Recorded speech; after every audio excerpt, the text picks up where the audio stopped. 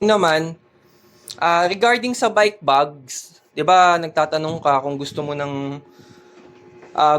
kung may video ba na isasakay ito sa sa mga bus ng nakabag.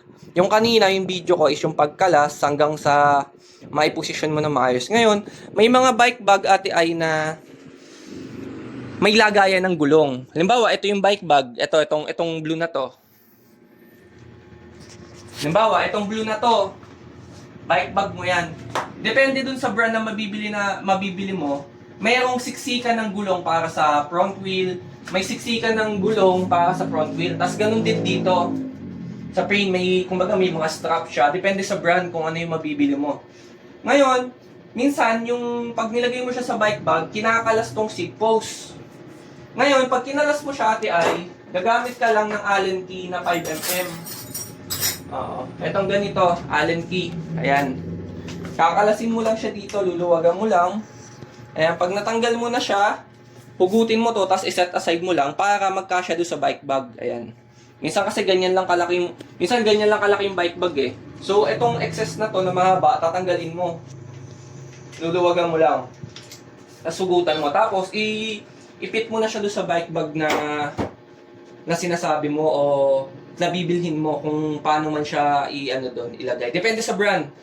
Kasi meron kasing bike bag na may bike bag na ganito ang position ng bike sa loob. Ganyan.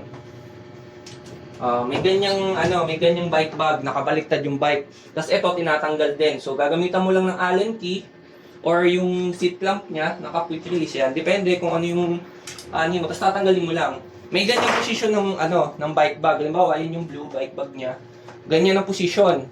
So, eto, poprotektahan mo pa rin to. Hanggat kaya mong balutan ng karton or kung bubble wrap, mas okay para hindi siya ma-damage. Yan kasi yung critical minsan talaga. Tsaka yung mga preno, kailangan bumili ka ng ganito pagka nagkakalas ka ng bike para sa preno to. Kumbaga, hindi siya mag-lock yung preno mo. Kasi pag accidental, halimbawa ito, na preno mo, o maglalak na agad yung preno mo.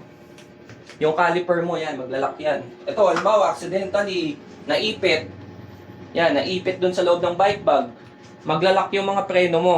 So ngayon, magkakaproblema ka dyan, medyo mahirap sikwatin yan. Unless marunong ka. So safety na agad, bili ka ng ganito. Pagkakalas mo ng gulong, bili ka agad ng ganyan. So yun lang muna. Yung ibang video send ko ulit.